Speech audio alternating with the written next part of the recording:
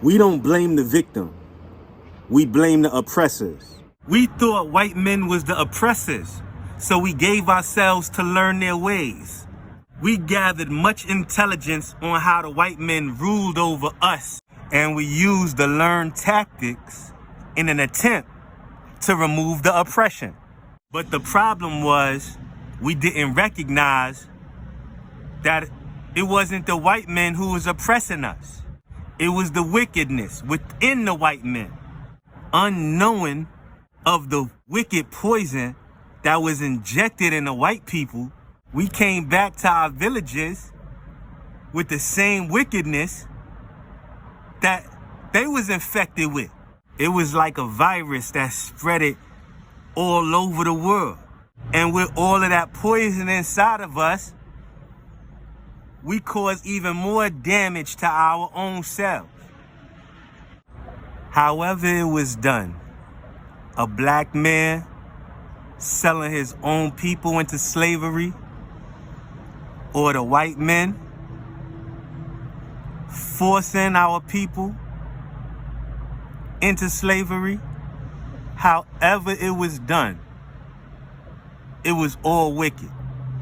However it was done, the black woman coming back using the oppressive tactics on her own black man, or black men coming through using the tactical defense on the oppressors, it was all wicked.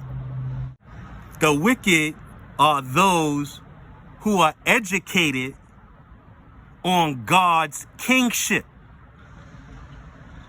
and how all of the workers of the king works together.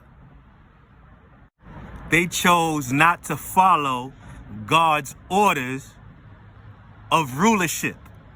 Even though they chose not to listen, they still knew about God's operations and the most valuable parts to attack that will cause the most damage. They don't care because they trying to rule as kings in their own way. With the wicked people moving all over everywhere, taking over many of our people and spreading over many aspects of life, lots of people lost confidence in any solution. And there's still few who have hope. I can hear our people saying, could you please find me and untie me?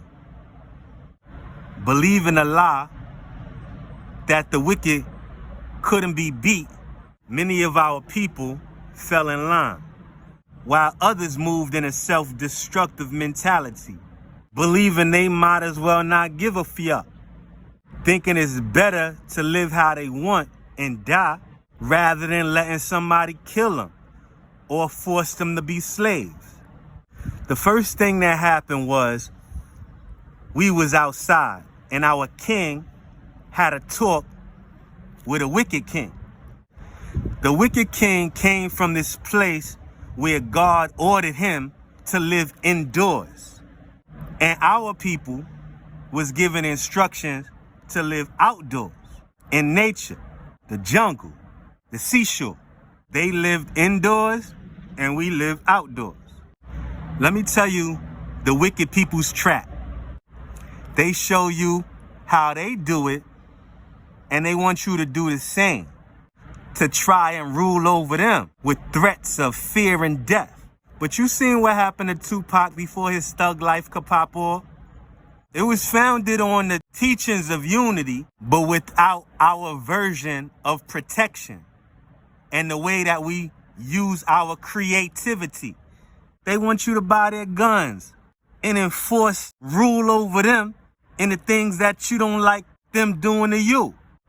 You don't have access to prisons, so you learn their ways in their schools so that you can make some money and that you could make some connections and then hopefully get approved to open up a prison for yourself. But what happens is everybody who's trying to do that same get a prison, money and prison and all of that and be able to protect their society, they all just be going to war against each other to try to prevent the other one from not having that authority and wicked rule. And this goes on even to this day. It stops now because we no longer subscribe to their ways. But now we learn and we teach our way and use our weapon. Our people don't know what they don't know. But what's crazy is the wicked know about our weapon.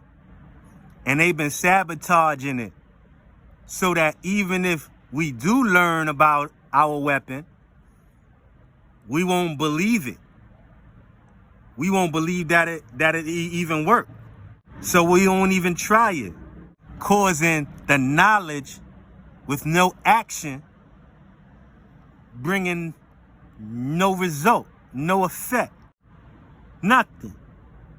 Our weapon is living out in nature. Our weapon is creating with our own hands. These two things, all while obeying God Most High and following all the instructions on upgrading. We all lived out in nature, and the white people in the mountains before the wicked people came and taught each of us their ways. It was stupid. They was trying to teach us how to rule over each other. Some people with a lack of knowledge got turned out to be a part of a whole nother reality. Some was born in it and it's all they know. They don't know it's a whole other reality that exists that was meant for their kind. We don't have to live in their ways. We don't have to live what's not ours. The things they made up so they have a place for us. AKA some place that we could fit in to stay out of their way. That doesn't mean we can't use their houses and apartments and that they can't use what we rule. We just don't live in there. We use them as closets to keep our things in preparation for our works. And it doesn't mean they can't use our land for now. They may live there or try to obstruct us from living there, all while enjoying all that nature provides as their personal bank of resources, but it's only temporary. We are permanent.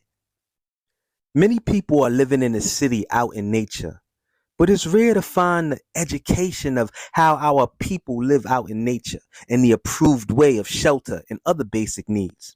So many of our people roam around poor, broken, lost, dirty, and rejected. We haven't even met the common needs of our people, let alone make any upgrades and advancements to having our own society. Those instructed to live indoors have an entire life of their way, and they are always learning and teaching on how to live indoors. And one of their biggest lessons is how to make money so they could feed themselves in this modern world and care for their well-being. But their way is not our ways. In fact, they learned a lot from our ways to build up their society. The way we were instructed to make money is to create with our hands and in a system not like those indoors, but of our own systems with our people, our ancestors here outside where it was once a jungle, the forest, the seashore. If money is the controlling factor, we don't want to stop getting money. We just want to make sure we spend as little as possible in buying necessary materials needed for us to create with our own hands, that we can generate cash flow into our operations, that we can upgrade our systems, processes, tools, and resources. The question is not, do we get money? The question is, how we get money. We deal with our economic systems in which major industries are owned by us, the people, rather than private business owners or the state.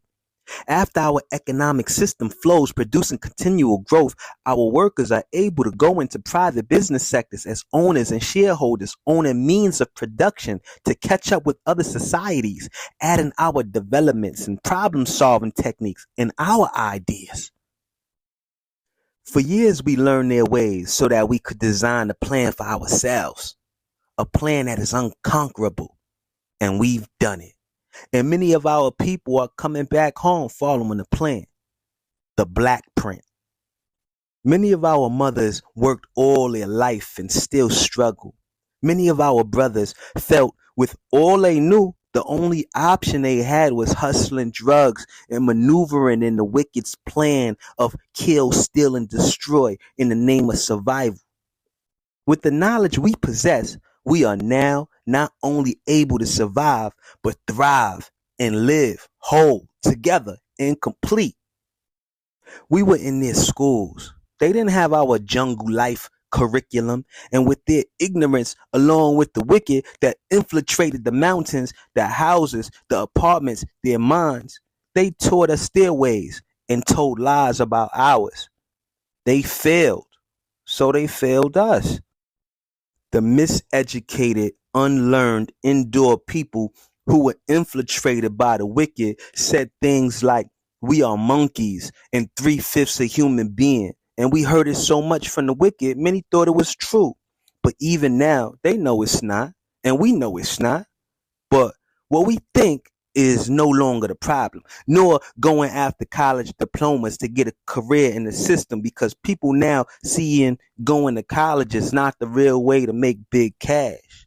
The problem now is observation and participation.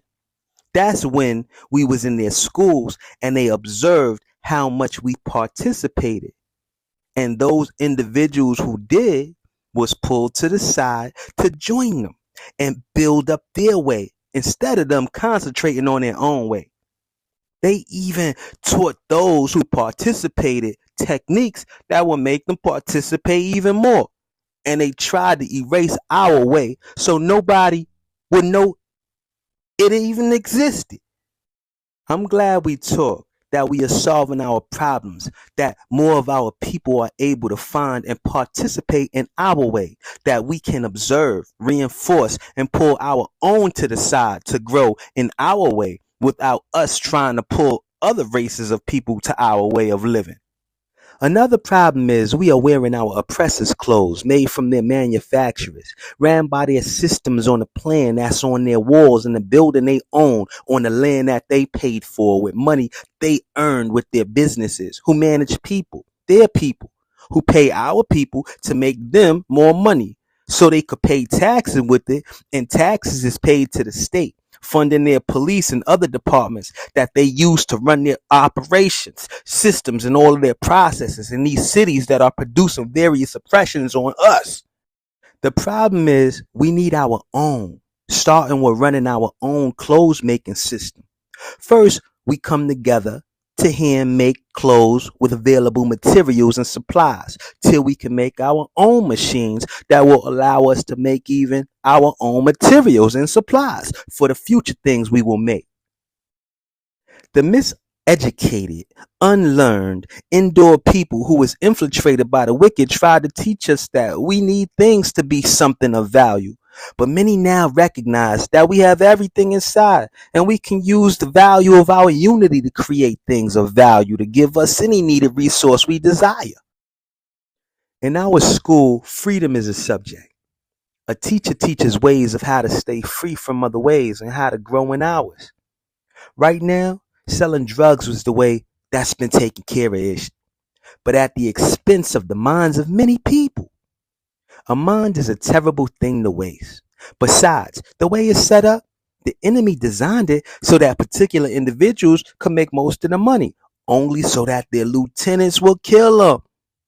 So instead of drugs, many found other ways to get money, less risk and non-violent. In our schools, we teach each other how to solve our own problems. We elevate with our education so we won't be trapped in the cracks and loopholes of another people's society. We also have a subject in school called unity, that teaches us how to interact with each other, to undo the damage that causes us to compete and fight against each other. Yes, there was a time when we didn't step up to the plate of having our own, and the other races was forced to find a place for us. And they gave us something useful that would keep us busy, but also build them up. They rather that than us being an obstacle to their way. But no longer are we their tools, or do we choose to be pawns in their ways. Now we choose to stand up and build for our own. We built many things, speaking words to march to, words about our freedom and reminders of higher consciousness, and even our royalty. We speak truthful communications, useful for our operation plan of freedom from the wicked oppressors. We speak the words that keep us aware of obstacles preventing us from unifying in our own way.